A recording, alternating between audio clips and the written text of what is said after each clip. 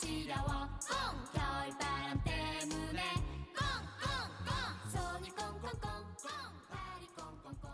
시청자 여러분 안녕하십니까? 네, 헬로티비 뉴스입니다. 네, 오늘 날씨 미세먼지 없어서 맑아서 좋았는데 네. 너무 추웠어요. 맞아요. 그렇죠. 자, 17일부터 전국에 본격적으로 강추위가 시작이 됐습니다. 네, 그렇습니다. 토요일에 18일에는요, 일부 지역의 기온은 영하 15도까지 떨어진다고 해요. 올겨울 들어서 가장 춥다고 합니다. 전국 곳곳에서 이제 눈 소식까지 예보가 돼 있는데요. 네. 이렇게 날씨가 추워질 때요, 특히 심혈관 질환에 주의해야 한다고 해요. 맞습니다. 이 서울대 연구팀이 기온에 따른 사망률을 분석을 해봤는데요. 이 최저 기온이 영하 8도 이하로 떨어지면 심혈관 질환자의 사망률이 평소보다 높아지는 것으로 나타났다고 합니다. 네, 그렇습니다. 자, 목도리나 모자, 마스크 등 따뜻한 방한용품 꼭 챙기시기 바랍니다. 헬로티비 뉴스 지금 출발합니다.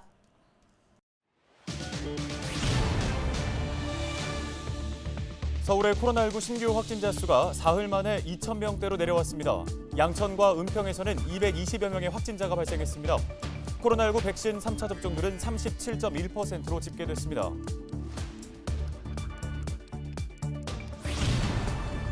주말부터 사회적 거리 두기가 다시 시작됩니다. 일상 회복으로 전환된 지 한 달 보름여 만인데요. 시민들은 정부의 이번 결정을 어떻게 생각하고 있는지 여론은 지금에서 시민들의 이야기 들어봤습니다.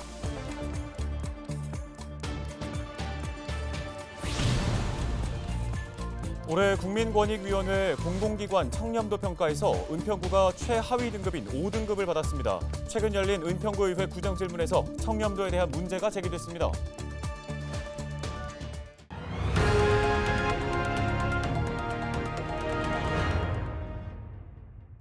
네, 먼저 코로나 관련 소식입니다. 어제 16일 하루 동안 서울에서 2,846명의 신규 확진자가 나왔습니다. 이 중 128명이 은평, 108명이 양천 지역 확진자인데요. 연령대별로 보면 60대가 19.4%로 가장 많았고 30대와 40대가 그 뒤를 이었습니다.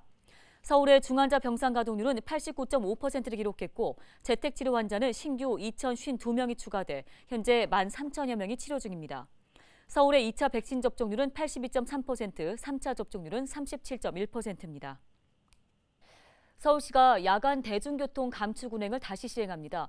서울시는 코로나19 확산 방지 대책으로 밤 10시 이후 버스와 지하철의 야간 운행을 20% 감축한다고 밝혔습니다. 시내버스와 마을버스는 18일부터, 지하철은 24일부터 가능한 노선을 우선으로 단계적 감축에 들어갑니다. 앞서 서울시는 지난 7월부터 대중교통 야간 감축 운행을 해오다 지난 10월에 해제한 바 있습니다.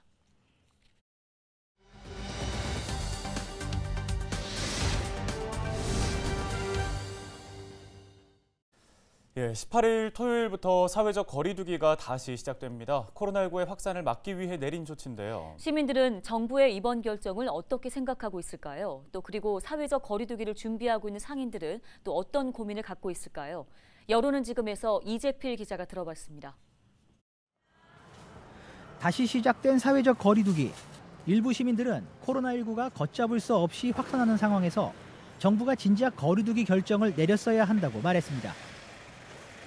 살짝 좀 더 빨랐으면은 확진자 수가 좀 적기도 하고 거기에 대해서 뭔가 좀 많이 정부의 판단이 좀 늦지 않았나 그렇게 생각을 합니다. 좀 조치를 엉성하게 했잖아요. 그랬다가 풀어주니까 너무 사람들이 의식이 없어져요. 그래 하다 보니까 지금 이렇게 많은 막 7, 8천 명 되잖아요. 그래서 어차피 할 거면 좀 강하게 해서 빠른 시일 내에 끝날 수 있는. 사회적 거리 두기를 가장 걱정하는 건 자영업자들입니다. 특히 과거 사회적 거리 두기 기간 동안 상당한 타격을 경험했던 터라 두려움은 더욱 큽니다. 다시 한번 또 어둠 속으로 또 들어간다고 봐야죠. 다시 한번 또 이제 고통을 또 참아내야 되는 그런 시간이 시작됐다고 봐야 될 것 같아요.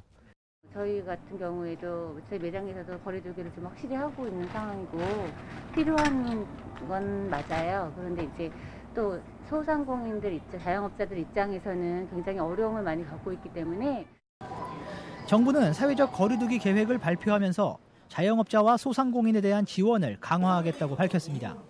하지만 상인들은 인건비 지원과 보상업종 확대 등 현장 상황을 보다 세심히 확인한 후 그에 맞는 지원책을 구상해야 한다고 강조했습니다. 사실 저희도 직원을 쓰는 입장이다 보니까 제가 뭐 장사가 안 된다고 쉽게 자를 수 있는 실정도 아니고 이 아이들과 정말 오랫동안 같이 있었지만 보상받지 못하는 것들도 없지 않아 있는 것 같기는 해요. 그래서 실질적으로 와서 그러니까 그 사람들하고 진짜 소통을 하면서 이런 사각지대에 대한 보상받지 못하는 것들도 좀 디테일하게 지원이라고 해서 뭐 이렇게 나오긴 했는데 그 지원으로는 가게 운영하기에는 턱없이 또 부족하고 지원이 단어만 지원이지 진짜 지원은 아닌 것 같거든요. 오늘도 기사 보니까 뭐 자영업자들한테 너무 죄송하다고 하는데 말만 죄송하다고 해서 되는 게 아니잖아요. 일상 회복을 뒤로하고 다시 시작된 사회적 거리두기. 앞으로 2주 후 코로나19의 확산세가 진정되고 일상 회복이 다시 시작되길 희망합니다. 여론은 지금 이재필입니다.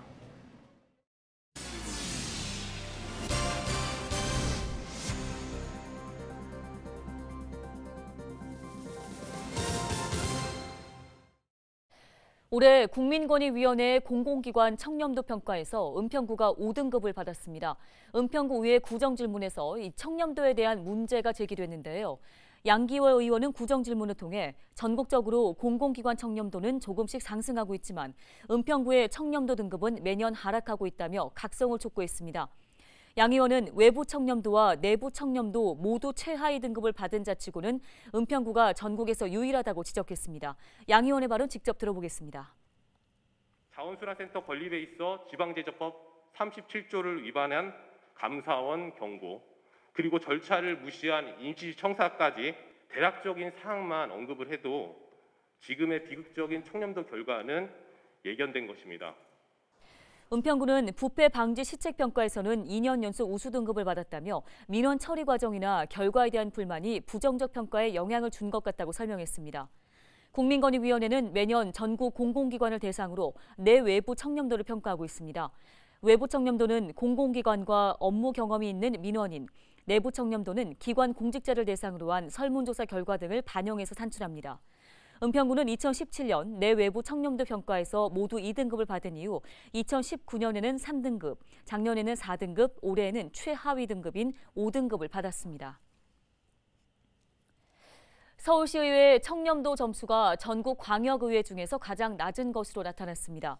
국민권익위원회가 지방의회 청렴도를 평가한 결과 서울시의회는 최하위 등급인 5등급을 받았습니다. 청렴도 평가에서 5등급을 받은 광역의회는 서울시의회가 유일한데요.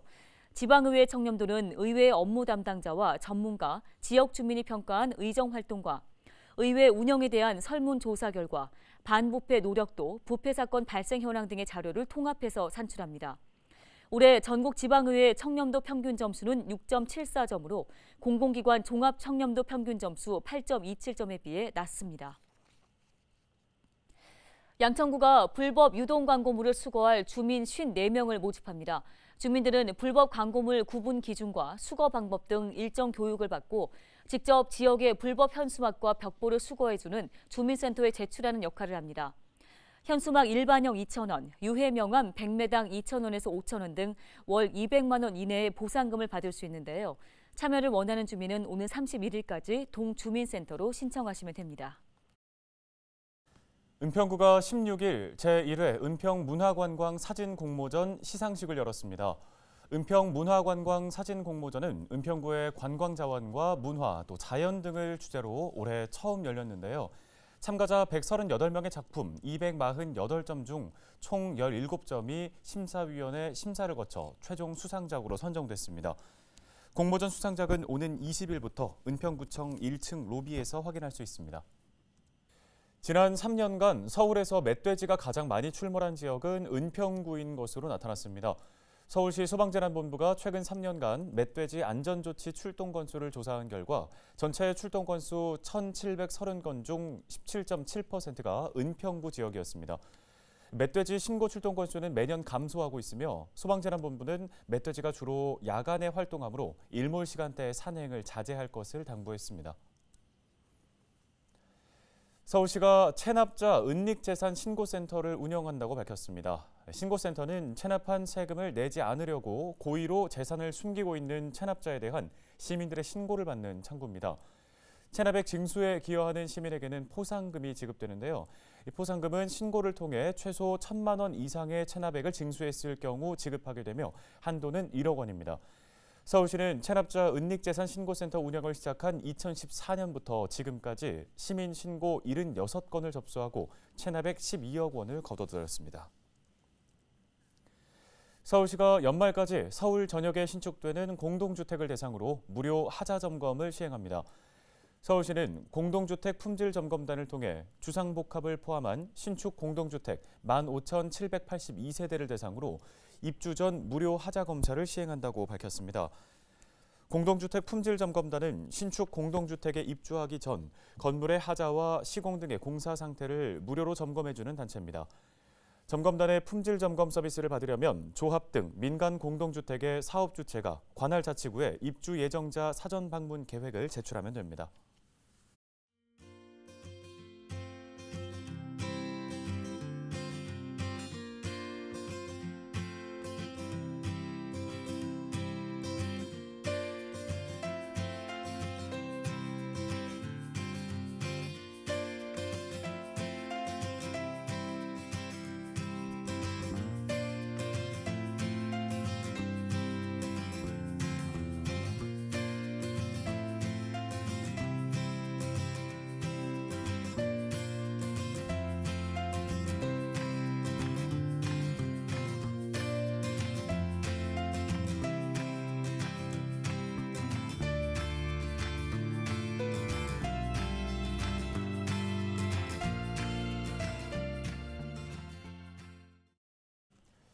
네, 오늘 저희 헬로티비 뉴스가 준비한 소식은 여기까지입니다. 네, 시청해주신 여러분 고맙습니다.